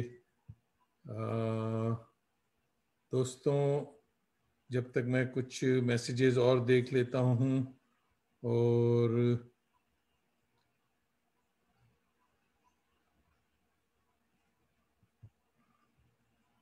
ڈسکنیکٹ ہو گیا معاملہ. دیکھیے وہ ابھی واپس آئیں گی.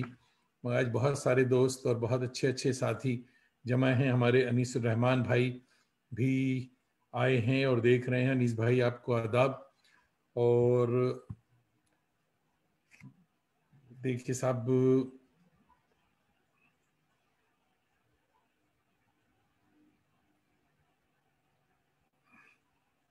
वी आर स्टक, मगर देखते हैं।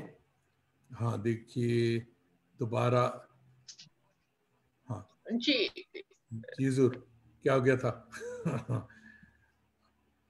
जी, हाँ तो ये एक्चुअली नेट चला गया था तो मैंने डेटा खोला है।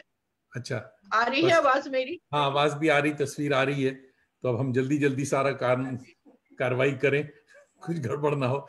तो हुमा प्राइस की फरमाइश पूरी कर दीजिए। हुमा ने गजल की फरमाइश की, आपको बताया हमने, नाम भी शायद बताया कि मेरी फेवरेट जहां पर इश्क की सरहद सुना दें। जहां पर इश्क की सरहद, ये अल्लाह फिर इश्क की ये सरहद फ्री हो गई। एतजाज जरा यहाँ आना। जी मैं इसको जरा, देख लें आप जी। हाँ जी मैं इसको दोबारा एक दफा से, हाँ जी अब सेट हो गया, ठीक है। ठीक है। और जी हुमा साहिबा ऐसी जी। फरमाइश नहीं करते हैं कि मामला फ्रीज हो जाता है। जी, तो चलिए चलिए साहब, वो यकीनन ये गजल अच्छी ये है। गजल की फरमाइश, जी हाँ जी हाँ। ये जिस गजल की फरमाइश कर रही हैं हाँ, वो मेरी किताब दस्तक से दर का फासला में है। हम्म, तो वो मैं सुना देती हूँ। वफा शरी, मैं जरा निकाल लूं क्योंकि बीच में भूल जाऊंगी तो वो अच्छा नहीं लगेगा। जी मिल गई। जी सुनाए अता। वफा सरिश्त हूँ, दूरी में भी मोहब्बत है। वाह। वफा सरिश्त हूँ, दूरी दूरी में में भी भी मोहब्बत है। मोहब्बत है। जी। अकेले रहने में लेकिन बड़ी अजियत है।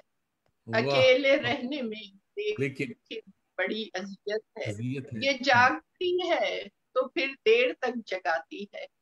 वाह। ये जगती है तो में सोई, में सोई हुई जो वहशत, जहाँ पे इश्क की सर जुनू से मिलती है, वहां पे आके मिले वो अगर मोहब्बत है। वहां पे आके मिले वो अगर मोहब्बत है।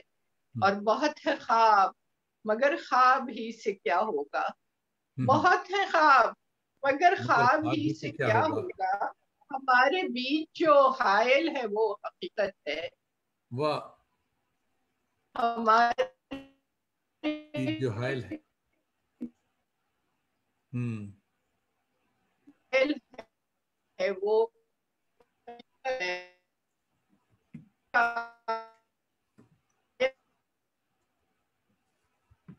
साउंड की प्रॉब्लम हो रही है साहब फिर।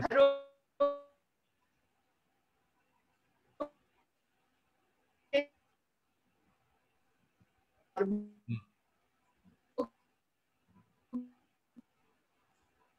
साउंड का प्रॉब्लम है। जी हाँ जी हाँ, आवाज फ्रीज कर रही है तो। एतजाज, आवाज आ रही है? अब आ रही है आवाज, आपकी हाँ तस्वीर फ्रीज। ये हम्म।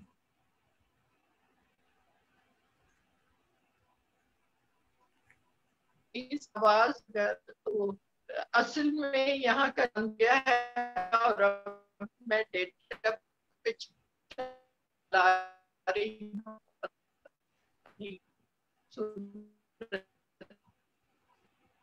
मैं जरा नेट एहसास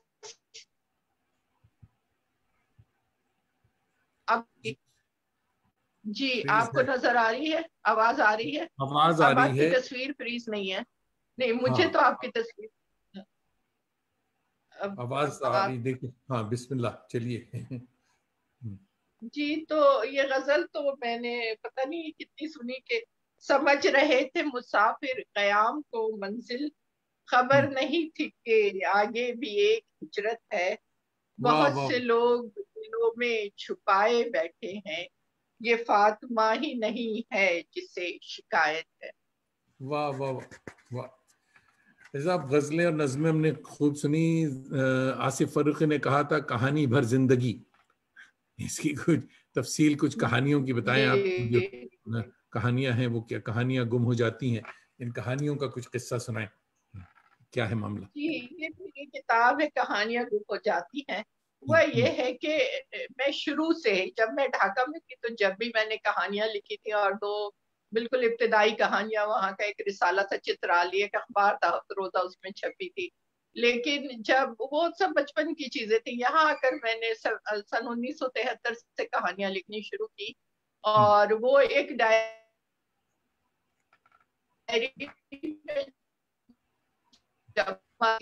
تو ایک دن اس میں انجانے طور پہ, کوئی یہ نہیں تھا کہ میں دانستہ انہیں لکھ رہی تھی, اس میں ایک کہانی تھی 36 نمبر, جو ایک ایڈولسنس ایج کی لڑکی کی تھی, جو گیزنگ پر, جو مرد گھورتے ہیں اور ان کو کونی مار کے چلے جاتے ہیں بازار میں, اس پہ جو جھنجھلاہٹ تھی اس پر وہ کہانی تھی. 73 میں چھپی تھی, لیکن اس پر کچھ بزرگوں نے اعتراض کر دیا تھا تو میں نے وہ کہانی طلب کر دی تھی. تو عذرا نے آصف سے کہا کہ کہانی تو وہ تھی جو فاطمہ نے لکھی تھی. تو پھر آصف نے کو میں نے وہ ڈائری اٹھا کے دی تھی جس میں میری کہانیاں تھی, مگر اس میں وہ کہانی نہیں تھی 36 نمبر. تو اس لیے پھر اس کا نام میں نے رکھا کہانیاں گم ہو جاتی ہیں. تو آصف نے لکھا کہ کہانیاں یاد رہ جاتی, اور پھر میں نے اسی میں جملہ تھا کہ کہانی بھر زندگی. تو میں نے ابھی آصف پر جو مضمون لکھا ہے اس کا عنوان بھی کہانی بھر زندگی لکھا ہے اور رکھا ہے.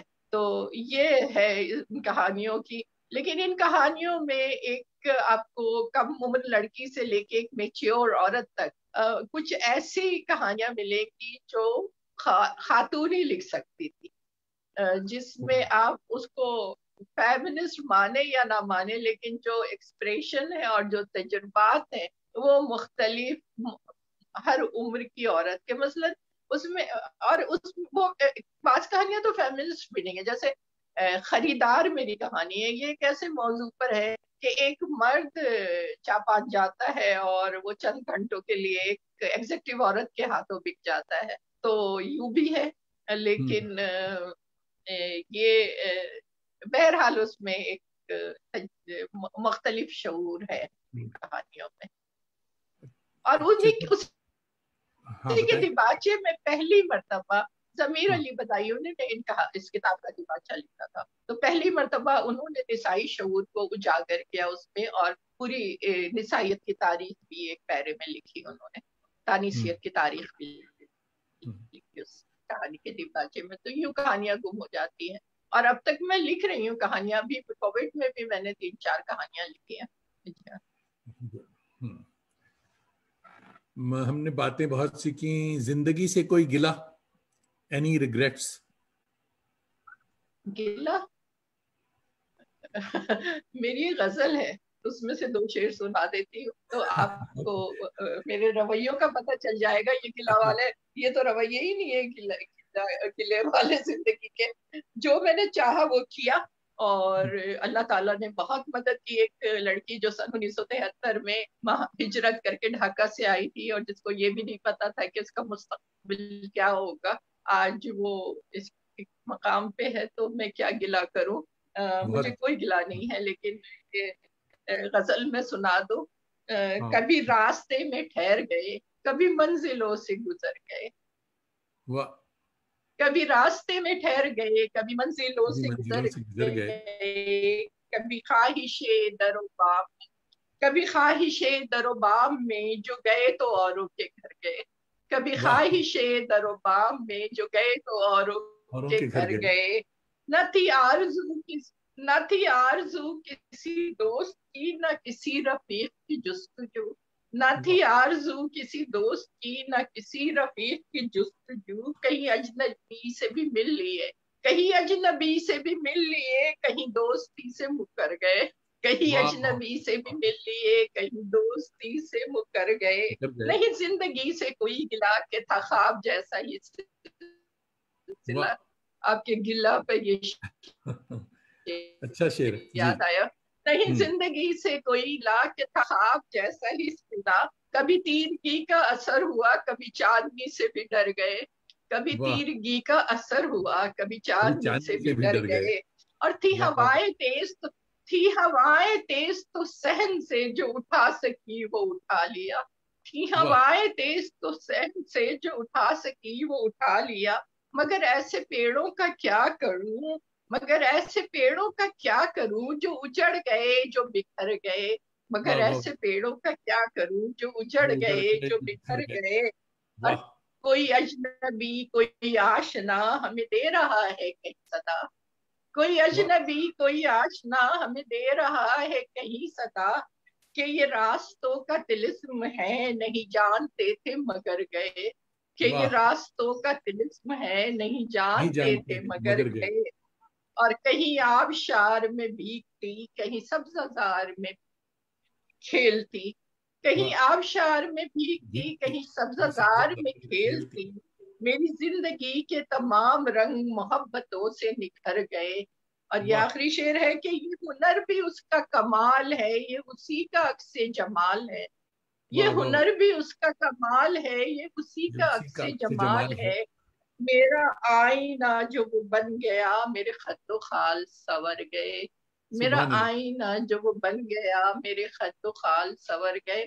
تو بھائی مجھے زندگی سے کوئی گلہ نہیں ہے، خدا کا شکر ہے میرا جو ہم سفر ہے وہ شریک سفر شریک حیات وہ ہمیشہ میرے ہم قدم رہا، اور میری زندگی جو ہے جیسی بھی ہے اچھی گزری ہے، اونچ نیچ آتی رہتی، لیکن میں بہت آپٹمسٹک ہوں، بہت زیادہ میں ایسے ہی ہونا چاہیے، بالکل ایسے ہونا چاہیے۔ تو تازہ دم ہمارے جو قلمکار ہیں، بچیاں بھی جو لکھ رہی ہیں اور ہمارے قلمکار بچے بھی جو لکھ رہے ہیں، تو ان کے لیے کوئی پیغام، حالانکہ پیغام تو بڑوں کے لیے بھی ہونا چاہیے، بچوں کے ساتھ بڑوں کو بھی کچھ پیغام۔ ایک ہی پیغام ہے میرا کہ مطالعے کی عادت ڈالیں، بڑوں کے لیے ہے کہ وہ بچوں میں مطالعے کی عادت ڈالیں، جب وہ بچوں کو مطالعے کی طرف لگا دیتے ہیں تو وہ ان کی زندگی آسان بنا دیتے ہیں۔ میں یہی سمجھتی ہوں کہ میری ساری مشکلات کتابوں کی وجہ سے آسان رہی، کہ ابھی بھی میرے بستر پہ کہیں کیسا بھی بستر ہو کہیں بھی ہو دو کتابیں رکھ دی جائے تو میں سو جاتی ہوں، اور مجھے اجنبیت کا احساس نہیں ہوتا اس ماحول کی، نہ میں بور ہوتی ہوں، اگر میری آنکھ کھل جاتی ہے تو میں وہ کتاب اٹھا کے پڑھنے لگتی ہوں۔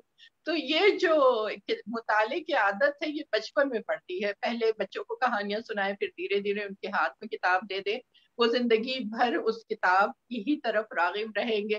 اور ابھی آپ بیٹھے ہوئے ہیں، آپ کے گرد ایک کتابوں کی الماری، کتنی مانوس یہ فضائیں ہیں ہم جیسے لوگوں کے لیے۔ میرے گھر میں بھی ایسی، ابھی آج میں گھر سے باہر یہ آپ سے مخاطب ہوں کیونکہ گھر کا نیٹ جو ہے وہ خراب ہے، میرے گھر میں بھی میرے بیڈ روم میں اور ہر جگہ جو دیوار خالی ملتی ہے وہاں پہ ایسی شیلف ہے، اسی طرح دفتر میں بھی، اور اب تو لائبریری پوری ہے، ایک لائبریری بنا چکی ہے، ایک دوسری بنا رہی ہوں، کتابوں میں خوش رہتی ہوں، اور جب چاہوں لکھنا شروع کر دوں، جب چاہوں پڑھنا شروع کر دوں۔ کسی زمانے میں ہم پڑھے لکھے ہوتے تھے، آج کل ہم لکھے پڑھے ہو گئے ہیں۔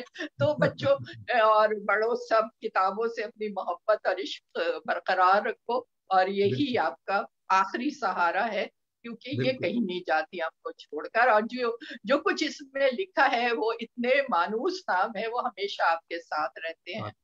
تو یہی پیغام ہے میرا۔ اور ایک شعر ہے کہ بڑوں کے لیے کہ دیکھو جنوں میں ان کے کھلونے نہ توڑنا، تم کو رقم کریں گے یہ بچے کتاب میں۔ کیا بات، پھر سنائیں صاحب، کیا شعر ہے، زبردست۔ ہاں دیکھو جنوں میں ان کے کھلونے نہ توڑنا، تم کو رقم کریں گے یہ بچے کتاب میں۔ سبحان اللہ، کیا شعر، بہت بہت اچھی۔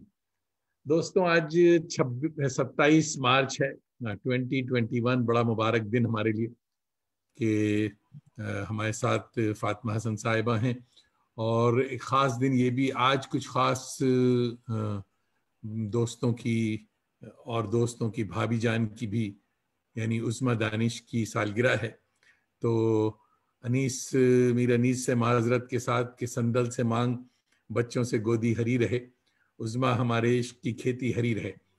اور ساتھ ہی اور بھی دوستوں کی وہ ہے سالگرہ آج کہ جگر کفیل بدر ٹورانٹو اور تہناز دستور صاحبہ کولکتہ، آرزو سورین استنبول، اکتا سری نگر کشمیر، رس کلا منچ ہریانہ اور جموں رنگ منچ، ان سبوں کی آج سالگرہ. بہت بہت آپ کو مبارک ہو. آج حسن اتفاق کے ورلڈ تھیٹر ڈے بھی ہے. میں کیونکہ بنیادی طور پہ نوٹنکی کا آدمی ہوں تو اس لیے یہ بھی بات ضروری ہے کہ ایک اور تمام بات، دوست ہوں. جی ایک اور اہم بات ہے آج. جی جی کل اور پرسوں ہولی ہے، جی ہاں جی ہولی اور بھی. پرسوں شب برات ہے. جی ہاں جی ہاں تو بالکل. ان سارے سبوں ہولی منانے والے دوستوں کو ہولی مبارک.